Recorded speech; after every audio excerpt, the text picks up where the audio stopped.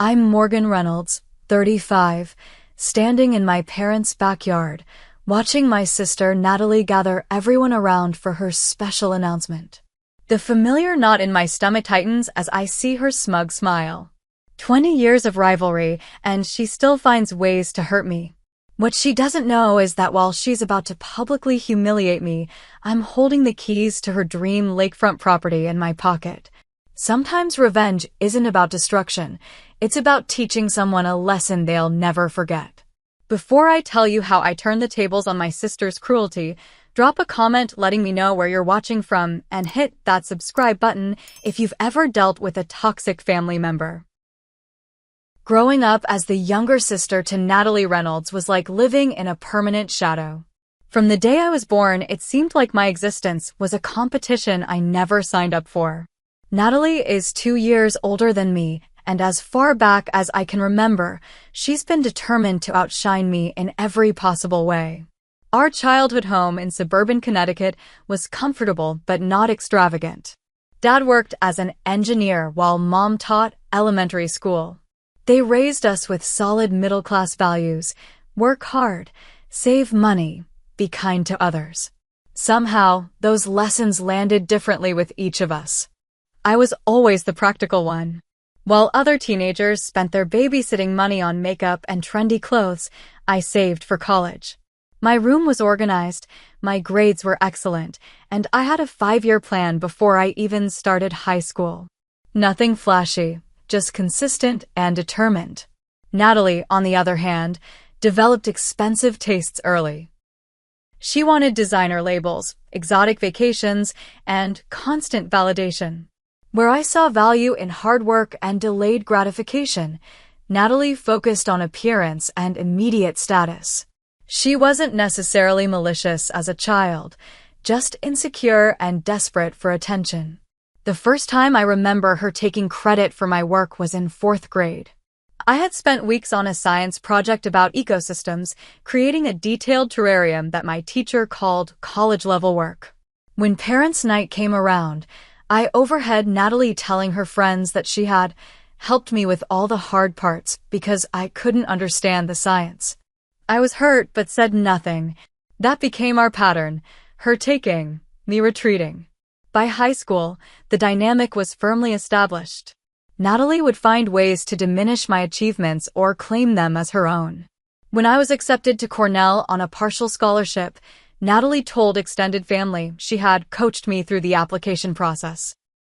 When I graduated with honors in business, she somehow made it sound like my success was merely following in her footsteps, even though she had dropped out of community college after 1 semester. Our parents never fully recognized the pattern. Dad would gently suggest I not be so sensitive, while Mom insisted that Natalie just expresses herself differently. They loved us both, but they'd inadvertently enabled Natalie's behavior for years, perhaps finding it easier to placate her than confront her manipulations. After college, I started building my e-commerce business from scratch.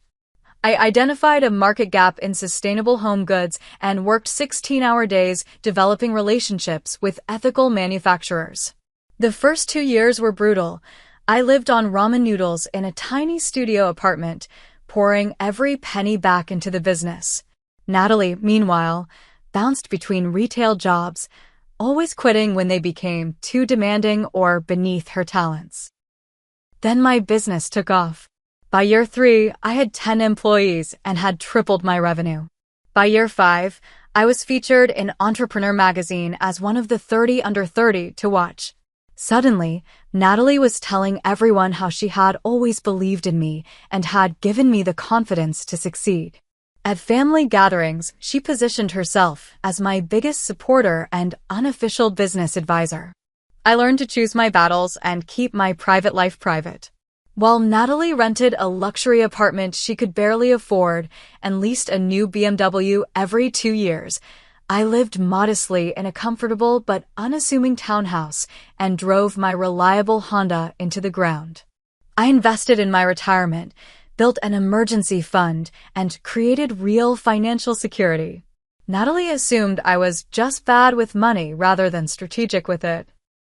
3 years ago, during a family vacation to Lake Winnipesaukee in New Hampshire, Natalie became obsessed with this stunning lakefront property with a private dock and panoramic views. The 5-bedroom vacation home was listed at $1.2 million, far beyond her means.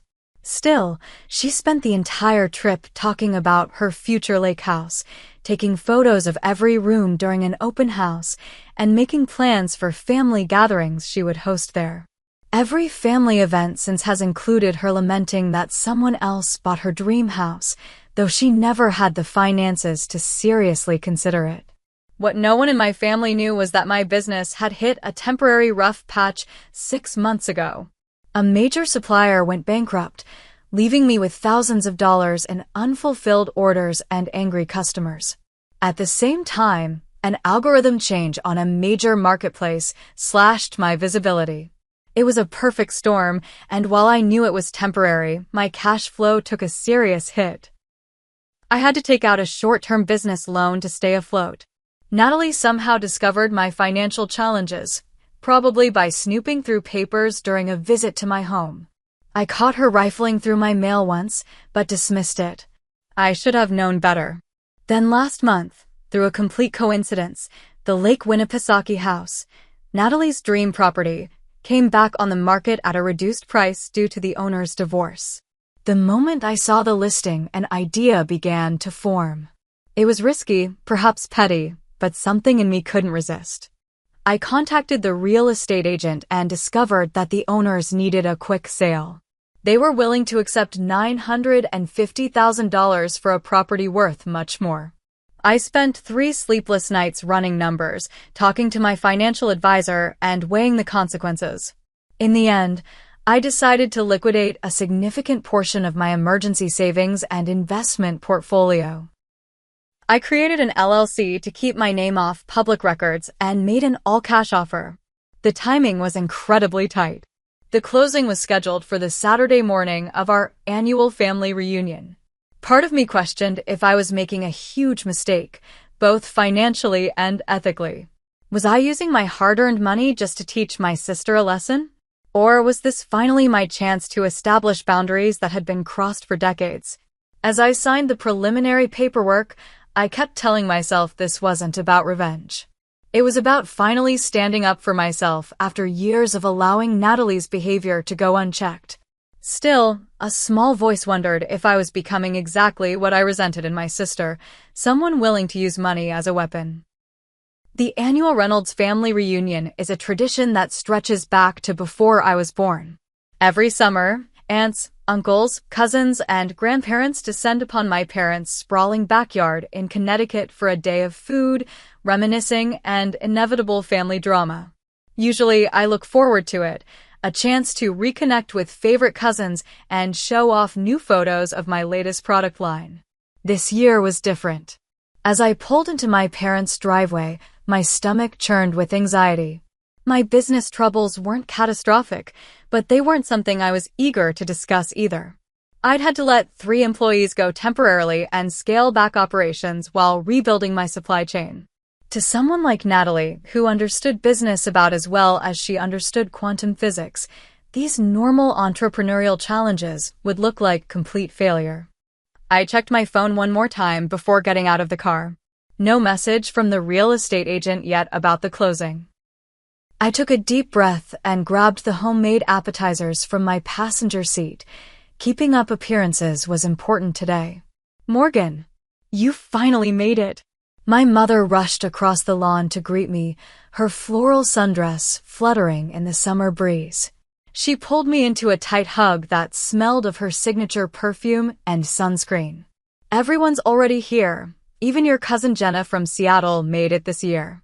The backyard was transformed as it was every July, white folding tables arranged in a U-shape, red and blue balloons tied to chair backs, and Dad's prized grill smoking in the corner. At least 40 relatives mingled across the lawn, plastic cups in hand and paper plates balanced precariously as they navigated from the food table to various conversation clusters. "Where's Natalie?" I asked, trying to sound casual as I set down my contribution on the already overflowing appetizer table. Mom's expression shifted subtly. Oh, she's around somewhere. Probably inside with Aunt Patricia. She's been acting mysterious all morning, says she has some big announcement to make later. The warning bells in my head grew louder. Mom must have noticed my expression because she quickly added, I'm sure it's nothing. You know how she loves to create drama. Maybe she finally got that promotion at the department store. I nodded and forced a smile. Yeah, probably. As I made my way through the crowd, I collected hugs and cheek kisses like party favors. Cousin Tyler wanted to know if I could give his daughter internship advice. Uncle George was eager to tell me about the sustainable bamboo flooring he'd installed after seeing it in my catalog. Aunt Maureen needed my opinion on starting an Etsy shop for her knitting. Normally, these conversations would energize me, family members who actually recognized my hard work and expertise. Today, though, I felt disconnected, watching the party as if through glass. My eyes kept scanning for Natalie, anticipating whatever she was planning. I spotted her near the drinks table, huddled with our cousin Rachel and Aunt Patricia. When Natalie saw me looking, she smiled with false brightness and waved, then whispered something that made the other two look in my direction with pitying expressions. Don't let her get to you. The voice came from behind me, and I turned to find my cousin Emma offering me a glass of wine. Emma was the only one I'd confided in about my business challenges. She ran a successful accounting firm and had helped me restructure some debt. Whatever she's planning, it says more about her than about you. I know, I sighed, accepting the drink gratefully. I just wish I understood why she's like this. We're in our 30s, for God's sake. Shouldn't sibling rivalry have an expiration date? Emma snorted. In functional families, maybe. But Natalie's built her entire identity around comparing herself to you. The fact that you're actually successful while she's still pretending to be makes it worse. We were interrupted by my father's booming voice calling everyone to the tables for lunch. I found my assigned seat, directly across from Natalie, of course.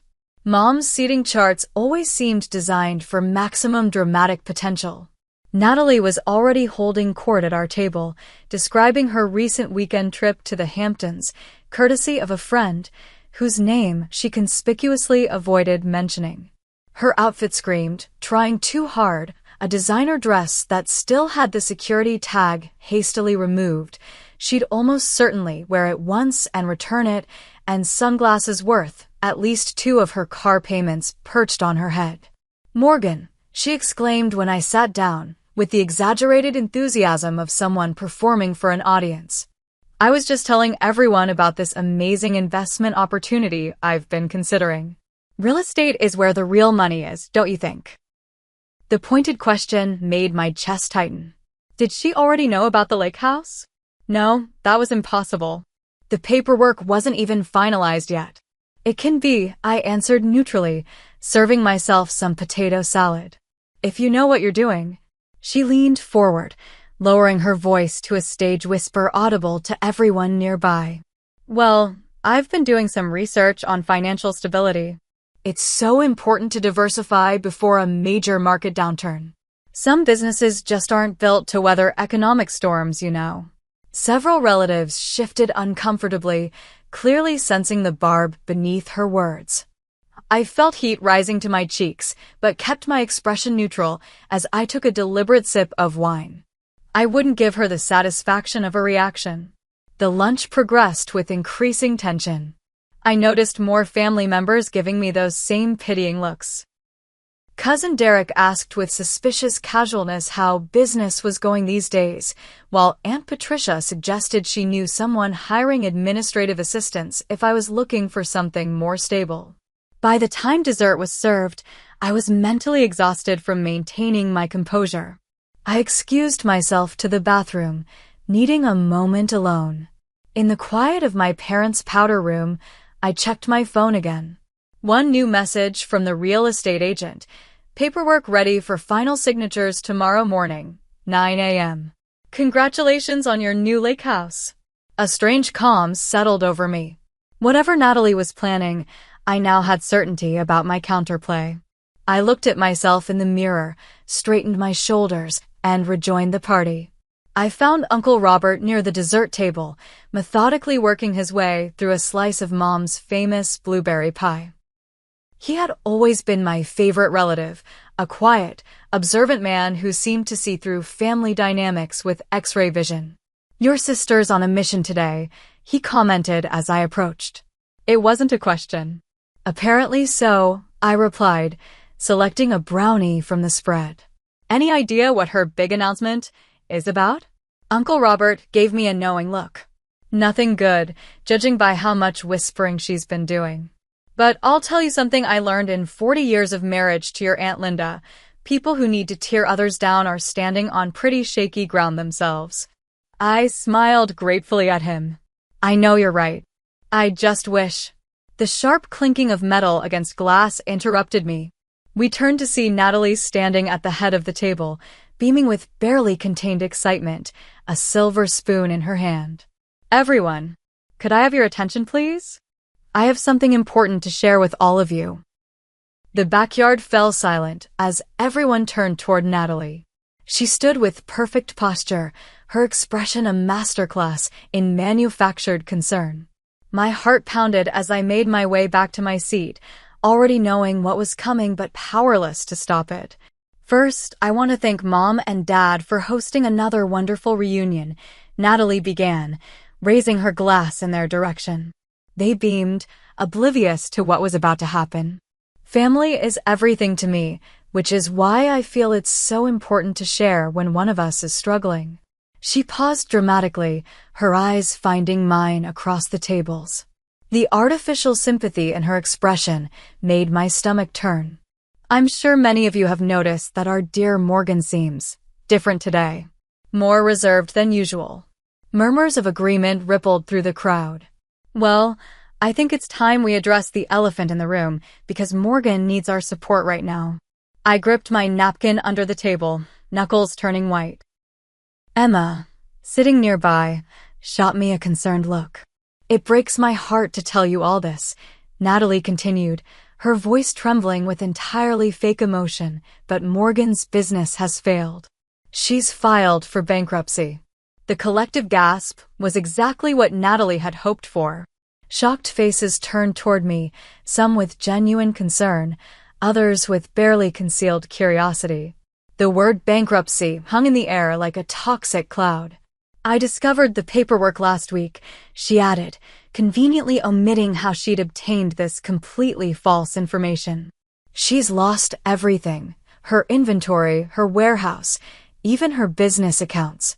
The bank is reviewing her personal assets now." My mother's hand flew to her mouth. "Morgan, honey, is this true? Why didn't you tell us?" Before I could answer, Natalie jumped in again. "She was too ashamed, Mom. You know how proud she's always been about her little business. But we're family. There's no room for secrets or shame here." The twist of the knife was expert, positioning herself as the caring sister while simultaneously diminishing my decade of hard work as a little business and violating my privacy in the most public way possible. "Actually," I started to say, but Natalie wasn't finished. "I've already told her she can move into my spare bedroom until she gets back on her feet. I've also reached out to some contacts about potential job opportunities." Her voice dripped with self-congratulatory generosity. "It might be good for her to experience working for someone else for a change, more stability, less pressure." The flash of memory was so vivid it momentarily transported me from the backyard. 3 years earlier, when Natalie had been fired from yet another job, I had offered her a position in my company's customer service department. She had laughed and said she couldn't possibly work for her little sister. The same sister she was now publicly humiliating while presenting herself as a savior. Dad stood up, his face flushed with concern. "Morgan, why are we just hearing about this now? We could have helped." All eyes were on me. The truth was simple. There was no bankruptcy. Yes, my business had cash flow problems, but we were already recovering. The new supplier I'd secured was better than the previous one, and my team had developed an innovative marketing approach to overcome the algorithm changes. But explaining all of this now would sound defensive, like excuses manufactured in the face of humiliation. I took a deep breath. Thank you for your concern, everyone. But Natalie doesn't have all the facts. I kept my voice steady, making deliberate eye contact with my sister. My business is going through some restructuring, but it's far from bankruptcy. I appreciate the concern, but I'm handling it. Natalie's smile faltered slightly, but she recovered quickly. Oh, Morgan, there's no need to put on a brave face. I've seen the paperwork. Chapter 11 Bankruptcy isn't something you can just brush off. The specificity of her lie, naming Chapter 11 rather than Chapter 7, was calculated to lend credibility. Several relatives nodded, clearly believing her detailed knowledge over my vague denial. Perhaps we should discuss this privately, I suggested, struggling to maintain composure. We're all family here, Natalie insisted, spreading her arms wide. There's nothing to be embarrassed about. Failure is part of life, though some of us warned you about expanding too quickly. She had never warned me about anything of the sort. In fact, she had repeatedly criticized me for being too cautious with growth. The blatant rewriting of history was infuriating. I excused myself quietly and walked toward the house, feeling dozens of eyes on my back. Inside, in the cool quiet of my parents' kitchen, I leaned against the counter and took several deep breaths. My phone buzzed with a text from Emma. Want me to accidentally spill wine on her designer dress? Despite everything, I smiled. Then another text arrived, this one from the real estate agent with an attachment. Final contract for your review before tomorrow's signing. Uncle Robert appeared in the doorway, his kind eyes full of concern. Your sister's quite the performer, he said, closing the door behind him to give us privacy. She certainly has a flair for drama, I agreed, putting my phone away. He settled into one of the kitchen chairs, gesturing for me to join him. You know, I've watched you two since you were little girls. Natalie's always been the peacock, all flash and noise. But you, Morgan, you're the owl. Quiet, observant, smarter than people realize. I smiled weakly. Not smart enough to avoid this ambush, apparently. I don't believe for a second that you're bankrupt, he said firmly. But even if you were, so what? You think any of us would love you less? Success isn't what makes you valuable to this family. His words touched something deep within me. For years, I'd defined myself in opposition to Natalie. She was flashy, so I was understated. She was impulsive, so I was strategic. Perhaps I'd been so focused on not being like her that I'd missed opportunities to simply be myself. Thank you, I said quietly. That means a lot. So, what's your plan? He asked, eyes twinkling. Because I know Morgan Reynolds well enough to know she's got one. I hesitated, then nodded. I do. And it happens tomorrow morning. Good, he said, standing up. Now let's get back out there before your mother organizes a fundraiser for your non-existent bankruptcy.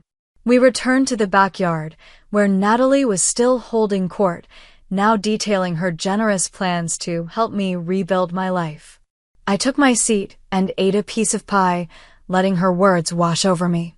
Tomorrow would come soon enough. The remainder of the reunion unfolded like an extended nightmare. What should have been a joyful family gathering had transformed into Morgan's bankruptcy intervention. Relatives I hadn't spoken to in years suddenly became financial advisors, approaching me with business cards for entry-level positions and stories about their friends who had bounced back after complete financial ruin. Aunt Diane cornered me by the lemonade table. Have you considered multi-level marketing? My neighbor's daughter makes 6 figures selling essential oils. She pressed a pamphlet into my hand before I could respond. Cousin Greg, who had failed at 3 businesses himself, offered to look over my financials and suggest where I went wrong. The irony was apparently lost on him. Uncle Stephen provided a detailed explanation of unemployment benefits, speaking slowly as if I might not understand the concept of government assistance. Through it all, Natalie floated around the gathering, alternating between expressions of exaggerated sympathy when near me and barely concealed satisfaction when she thought I wasn't looking. She had positioned herself as both the bearer of difficult truths and my potential savior, a masterful manipulation that painted her as the mature, successful sister stepping in to rescue her struggling sibling. "Morgan, I've been thinking about your wardrobe," she said loudly as several aunts listened nearby. "When you move in with me, we can go through my closet. I have some professional outfits that would be perfect for job interviews." The suggestion that I would need her hand-me-downs when my closet contained higher quality, if less flashy, clothing than hers was deliberately demeaning. I smiled tightly and excused myself.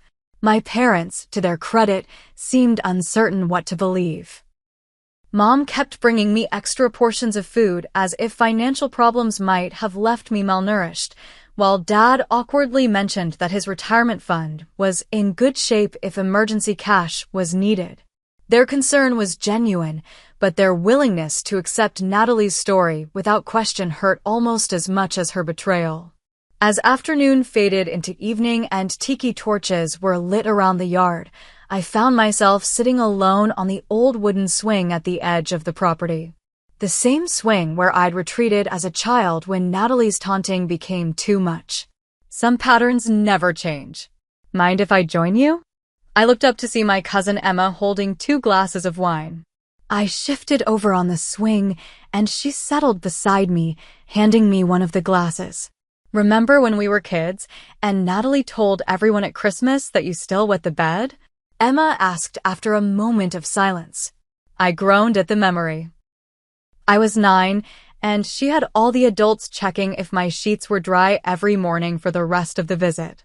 "And do you remember what happened the next summer?" A smile tugged at my lips. She got poison ivy from that secret fort she built in the woods after I casually mentioned that poison ivy has 3 leaves. Emma clinked her glass against mine. "You've always played the long game, Morgan. That's why I'm not worried about you now." My phone vibrated with an incoming call. Natalie's name flashed on the screen. "Speaking of the devil," I muttered, declining the call.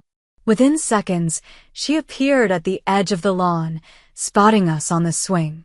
Her determined walk in our direction made Emma whisper, "Incoming drama at 3 o'clock," before excusing herself with a supportive squeeze of my arm. Natalie took the vacated spot, her designer dress incongruous on the rustic swing. Up close, I could see the strain beneath her perfect makeup, tiny lines of tension around her eyes, the slightly too rigid smile. "You're avoiding me," she said, feigning hurt. "Can you blame me?" "Don't be so sensitive, Morgan. I was just being honest with the family. They deserve to know." I turned to face her directly. "Know what, exactly?" "That you went through my private papers, misinterpreted what you found, and decided to announce your flawed conclusions to the entire extended family without speaking to me first? Is that the honesty you're defending?" Her eyes narrowed slightly. "I saw the bankruptcy forms, Morgan. Stop trying to save face. What you saw were contingency documents my lawyer prepared as a worst-case scenario. They were never filed. My business had a setback, not a failure." For a moment, doubt flickered across her face, but she quickly recovered.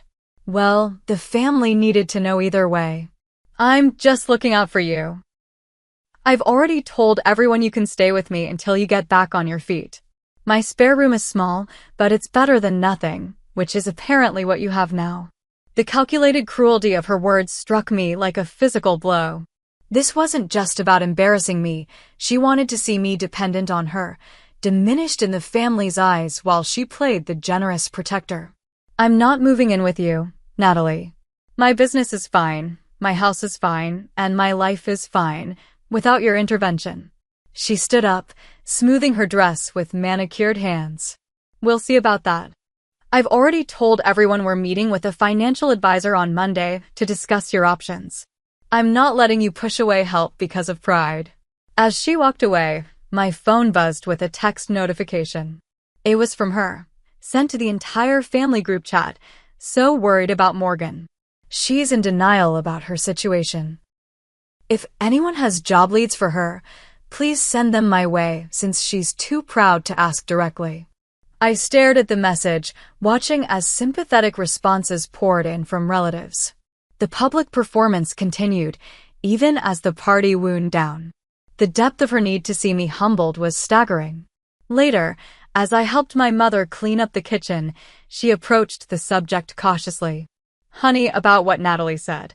Is it really as bad as she's making it sound?" I placed the serving dishes I'd been washing on the drying rack and turned to face her. "Mom, do you really think if I were filing for bankruptcy, you'd hear about it from Natalie at a family reunion?" She had the grace to look embarrassed.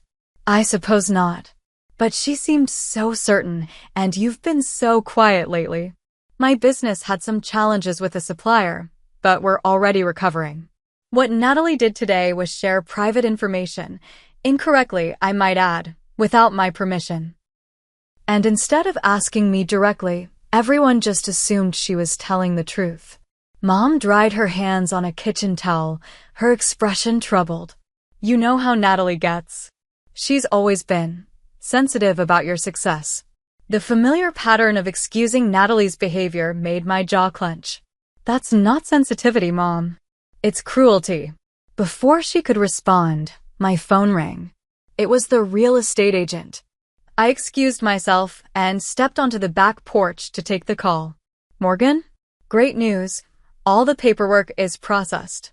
We're confirmed for 9 a.m. tomorrow to finalize everything. The owners have already moved out, so you'll get the keys right after signing." As I ended the call, I noticed Natalie watching me from across the yard, her eyes narrowed with suspicion.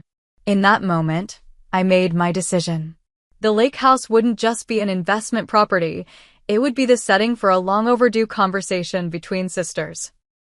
Sunday morning dawned bright and clear, the kind of perfect summer day that makes New England famous. I woke early, despite having tossed and turned all night in my childhood bedroom.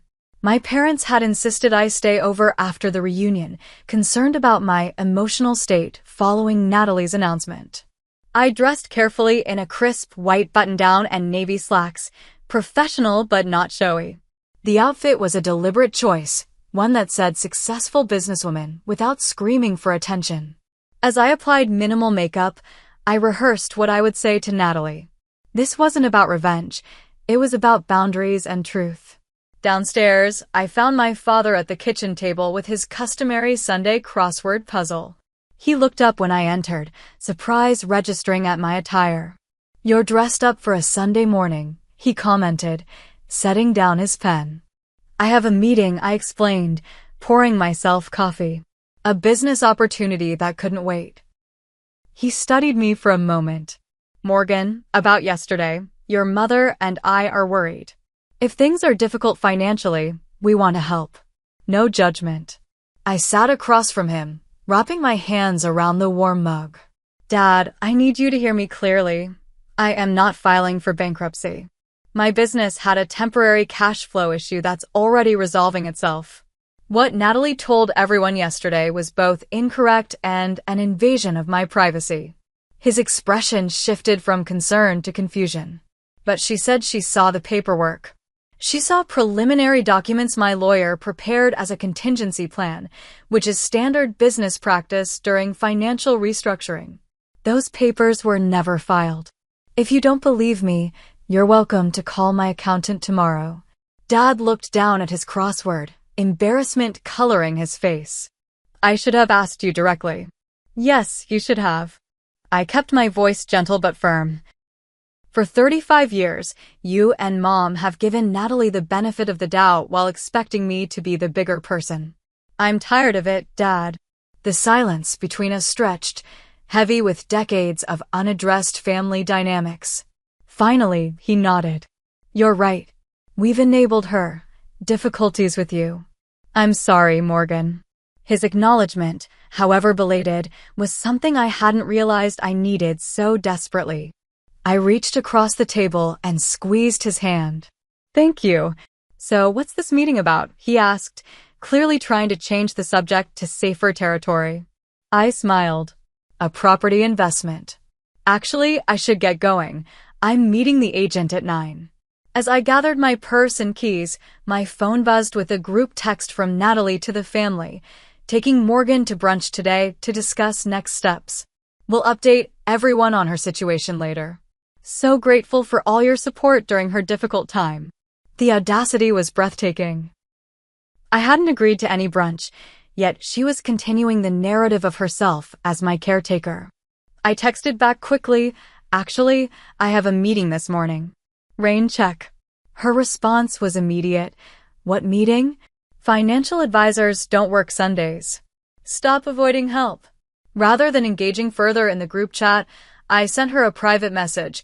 "Meet me at 10:30 at the Starbucks on Lakeshore Drive in Winnipesaukee. We need to talk." I could almost feel her satisfaction through the phone.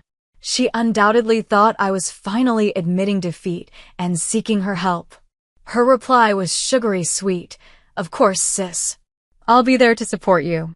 The drive to Lake Winnipesaukee took just under 2 hours. I used the time to center myself, occasionally glancing at the folder of closing documents on my passenger seat. By the time I arrived at the real estate office, I felt calm and focused. The closing process was remarkably straightforward. I signed my name dozens of times, initialed countless pages, and transferred the largest sum of money I'd ever moved in one transaction.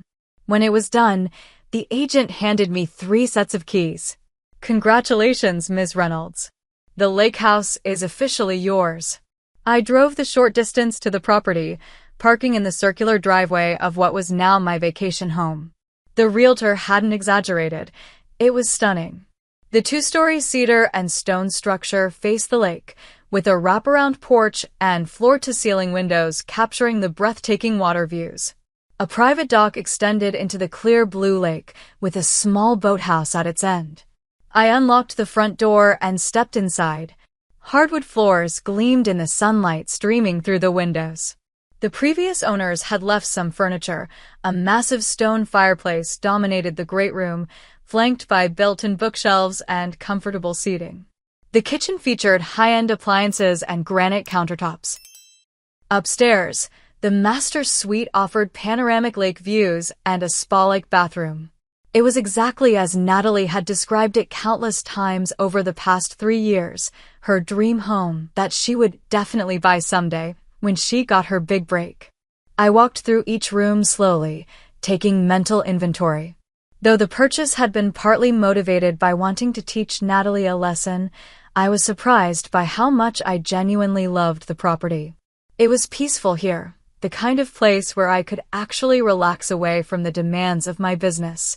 At 10:15, I texted Natalie, "Change of plans. Meet me at 1:45, Lakeshore Drive instead of Starbucks." "Where is that?" she replied immediately. "Just put it in your GPS. See you soon." I made a pot of coffee and brought 2 mugs out to the porch swing overlooking the lake. The morning sun danced across the water, and a light breeze carried the scent of pine and fresh water. Despite the confrontation to come, I felt a profound sense of peace. At precisely 10:42, Natalie was perpetually late. I heard a car pull into the driveway. Through the trees, I spotted her red BMW convertible coming to a stop behind my Honda. She emerged looking confused, checking her phone as if confirming the address. Her confusion deepened as she approached the house, taking in the expansive property with a puzzled expression. When she spotted me on the porch, her perfectly shaped eyebrows drew together. "Morgan? What are you doing here? Whose house is this?" She climbed the porch steps, designer sunglasses perched on her head, looking wildly out of place in her brunch-appropriate outfit. I gestured to the swing beside me. "Have a seat. Coffee?" She remained standing, looking increasingly perplexed. "Seriously, what is this place? Are you house-sitting for someone?" I took a sip of my coffee, savoring the moment. "You don't recognize it?" "That's surprising, considering how many times you've talked about it being your dream home." Her eyes widened as recognition dawned. She spun around, taking in the property with new awareness. This is the lake house?" "The one that sold 3 years ago. It went back on the market last month. Divorce sale." I held out a set of keys. Would you like to see inside? She stared at the keys, then at me, comprehension slowly replacing confusion. You bought this house? How? You're bankrupt. And there it was, the explicit admission that she knew her public announcement had been a lie. That's what I wanted to talk to you about, Natalie. I'm not bankrupt. I never was. Natalie stood frozen on the porch, her gaze darting between the keys in my hand and my face. The carefully constructed narrative she'd created, of her successful self rescuing her failing sister, was crumbling before her eyes. But I saw the paperwork, she insisted, her voice losing its usual confidence. The bankruptcy forms were contingency documents, never filed. I set the keys on the small table between us. My business had a temporary cash flow issue when a supplier went bankrupt. We're already back on track with a better supplier and stronger marketing strategy. She sank onto the porch swing beside me, designer purse clutched in her lap like a shield. So you're not moving in with me? No, Natalie. I never was. But why did you let me tell everyone? Let you. I interrupted, feeling a surge of the anger I'd suppressed yesterday. You went through my private papers without permission, jumped to incorrect conclusions, and announced false information to our entire family without ever speaking to me directly. I didn't let you do anything. She had the grace to look momentarily embarrassed, but it quickly shifted to defensiveness. I was worried about you. I was trying to help. Were you? Or were you enjoying watching me squirm while positioning yourself as the generous, successful sister? Her silence was answer enough. I continued more gently, Natalie, we need to talk about this pattern between us. It's been going on since we were children, and I've let it continue by staying quiet. That ends today. She looked out over the lake, avoiding my gaze. What pattern? You're the one who's always been perfect. The smart one, the responsible one, the successful entrepreneur. Do you have any idea what it's like living in your shadow? The irony of her statement was almost laughable. My shadow? Natalie, you've spent our entire adult lives positioning yourself as more successful than me, taking credit for my achievements, dismissing my business as a little project, and constantly one-upping me with material possessions you can barely afford. That's not true. Her protest sounded hollow even to her own ears, judging by her expression. Isn't it? Let's look at yesterday. You had the perfect opportunity to check in with me privately about those documents you found. Instead, you chose to announce it to the entire family in the most humiliating way possible. Why? She stared at her manicured nails, uncharacteristically silent. I continued carefully, it's because you've built your identity around being seen as more successful than me. When you found those papers, you saw an opportunity to cement that perception once and for all. A tear slipped down her cheek, leaving a trail in her perfect makeup. It's not fair, she whispered. You make everything look so easy. The business, the investments, all of it. You never struggle, never fail. That's not true, Natalie. I struggle all the time. The difference is that I don't measure my worth by comparing myself to you. I handed her a tissue from my pocket, and for the record, buying this house was financially risky. I liquidated a significant portion of my emergency fund and investments to make it happen. She dabbed at her eyes, careful not to smudge her mascara. Then why did you do it? I gestured at the breathtaking lake view. Partly as an investment. Lakefront property in New Hampshire holds value extremely well. I paused, deciding to be completely honest. And partly to prove a point. When I saw it was for sale, something in me snapped. After years of hearing you talk about your dream house, while simultaneously undermining my success, I wanted to show you that actions have consequences. To my surprise, a small laugh escaped her. That's actually pretty badass, Morgan. Petty, but badass. The unexpected moment of genuine amusement between us broke some of the tension. I smiled despite myself. I prefer to think of it as a valuable lesson in boundaries. So what now? She asked, gesturing around us. You bought a house to spite me. Are you going to let me visit, or is this your way of cutting me out of your life? It was the question I'd been asking myself since making the offer on the property. That depends on you, Natalie. I didn't buy this house just to keep you out of it. I bought it because I'm tired of the dynamic between us and something needed to change. I stood up and walked to the porch railing, looking out over the water. The truth is, I miss my sister. Not the person who humiliates me at family gatherings or takes credit for my achievements, but the girl who used to make me laugh until milk came out my nose at breakfast. The one who taught me how to French braid my hair and stayed up all night with me when I was scared during thunderstorms. When I turned back, Natalie was watching me with an expression I hadn't seen in years, vulnerability without calculation. I miss her too, she said quietly. Then let's try something new, I suggested. Complete honesty, starting now. Why did you announce my supposed bankruptcy to the family? She sighed deeply, setting her purse aside. Because I'm drowning, Morgan. My credit cards are maxed out. I'm 3 months behind on my car payments. The department store put me on performance review because my sales numbers are down. Nothing in my life is working, and then I found those papers and thought, finally, something where I'm doing better than Morgan. The raw admission hung between us. It was perhaps the first completely honest thing she'd said to me in years. Thank you for telling me that, I said softly. Why didn't you just ask me for help? Because I'm supposed to be the successful one. The words burst out of her. I'm the older sister. I'm supposed to have it all figured out by now. How could I admit that my little sister has a real business while I'm still folding sweaters at a department store at 37? I sat back down beside her. Natalie, success isn't just about money or job titles. And it's definitely not a competition between sisters. Easy for you to say when you're winning, she muttered, but without real malice. Am I? I work 70-hour weeks. I haven't taken a real vacation in 5 years. My last relationship ended because I was always at the office. There are plenty of ways I'm not winning at life. She looked surprised, as if the idea that my life wasn't perfect had never occurred to her. I guess we both created narratives about each other that aren't completely true. Exactly. So here's my proposal. This house has 5 bedrooms. One of them is mine. Another could be yours, on some conditions. Her eyes widened. You'd let me use the lake house? After what I did? If, I emphasized, you agree to some ground rules. First, no more public humiliation or taking credit for my achievements.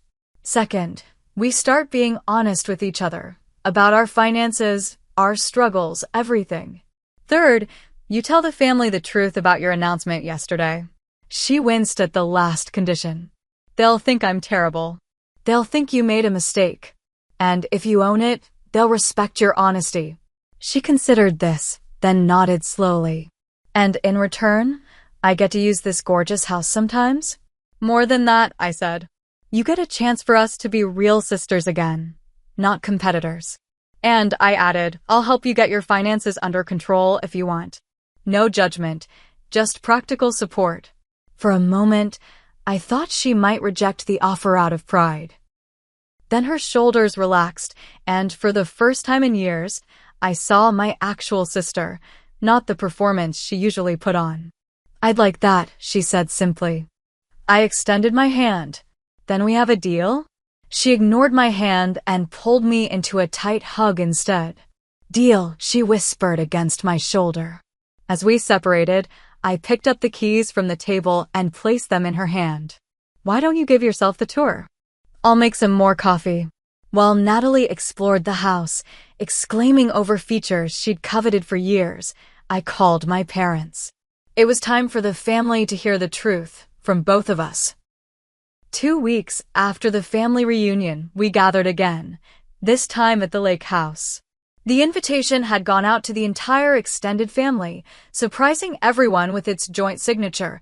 Morgan and Natalie Reynolds request the pleasure of your company. The spacious great room was filled with relatives, many still confused about what exactly was happening. My parents arrived first, Mom's eyes widening as she took in the property. Morgan, it's stunning, she breathed. walking straight to the wall of windows overlooking the lake. But I don't understand. When did you buy this? The morning after the reunion, I explained, accepting her hug. I'd been in negotiations for a few weeks before that. Dad examined the craftsmanship of the built-in bookshelves with appreciation. Not exactly the purchase I'd expect from someone filing for bankruptcy, he commented wryly. About that, I began, but was interrupted by Natalie's arrival. She entered carrying a tray of appetizers she'd prepared herself, another surprise for anyone who knew my sister's usual aversion to cooking. She had dressed differently today, still stylish, but noticeably less flashy than her usual attire. The designer sunglasses and statement jewelry were absent. As more relatives arrived, curiosity filled the room. Uncle Robert caught my eye from across the space and gave me an approving nod. Emma arrived with a bottle of champagne, whispering, "For the show I'm about to witness," as she handed it to me. When everyone had arrived, Natalie clinked a glass for attention. The room fell silent, many clearly expecting another dramatic announcement. She looked momentarily nervous, then squared her shoulders. "Thank you all for coming," she began. "I asked you here today because I owe you, and especially Morgan, an apology." The surprise in the room was palpable. Natalie Reynolds did not apologize, ever. "At the family reunion, I told you all that Morgan had filed for bankruptcy. That was untrue." Her voice trembled slightly, but she continued. "I found some contingency paperwork her lawyer had prepared during a business restructuring, jumped to conclusions, and then I chose to announce those conclusions publicly without discussing it with her first." Our mother gasped softly. Aunt Patricia whispered something to Uncle George. But Natalie wasn't finished. "The truth is, Morgan's business had a temporary setback that she was already resolving successfully. She is not bankrupt, not even close. In fact," she gestured around us, "she purchased this lake house the very next morning." Murmurs of confusion and surprise rippled through the gathering. "I think many of you know this is the property I've talked about wanting for years," Natalie continued. "When Morgan bought it, I initially felt, well, angry and jealous, to be honest.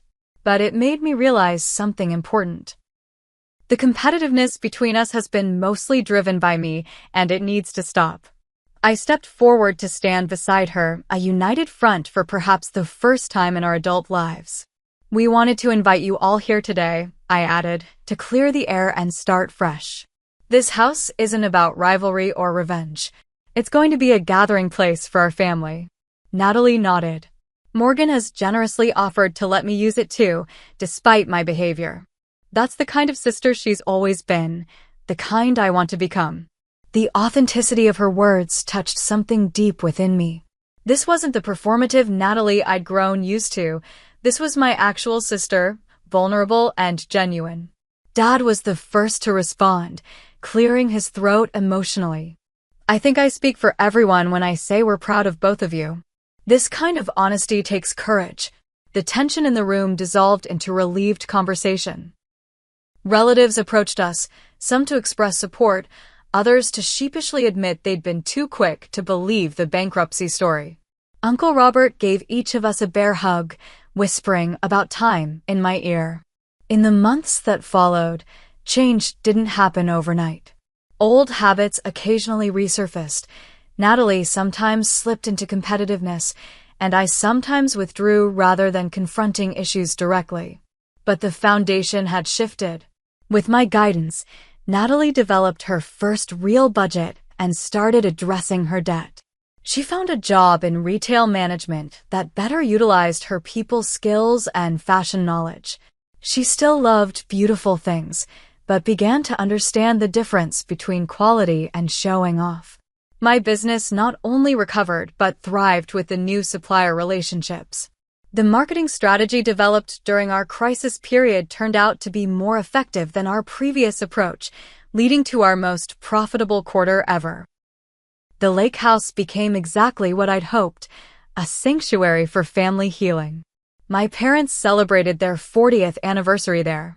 Cousins brought their children for summer weekends. Natalie and I established a tradition of monthly sister weekends, gradually rebuilding our relationship conversation by conversation. During one such weekend, as we sat on the dock watching the sunset, Natalie turned to me. "You know, you could have used this house to punish me. You had every right to after what I did." I considered this, dipping my toes in the cool lake water. That was never the goal. I was angry when I made the offer, yes, but deep down, I think I was trying to break the pattern we'd been stuck in for decades. "Well, it worked," she said with a small laugh. Nothing bursts a person's superiority bubble quite like watching their bankrupt sister buy their dream house. The funny thing is, I admitted, this house has become more meaningful than I ever expected. Not because it's beautiful or valuable, but because it's where we finally started being honest with each other. Natalie nodded thoughtfully. "I've been thinking about what you said months ago, about measuring worth by comparing yourself to others. I've done that my whole life, not just with you. It's exhausting. And ultimately empty," I agreed. "The constant comparison never leads to happiness." "I'm learning that," she said quietly. Slowly, as the sun dipped below the tree line, casting golden reflections across the lake, I realized the property had given me something far more valuable than real estate equity. It had given me back my sister and taught me that sometimes the most powerful response to hurt isn't revenge or even forgiveness. It's creating an opportunity for transformation. The bankruptcy announcement that was meant to humiliate me had instead become the catalyst for healing our family's oldest wound.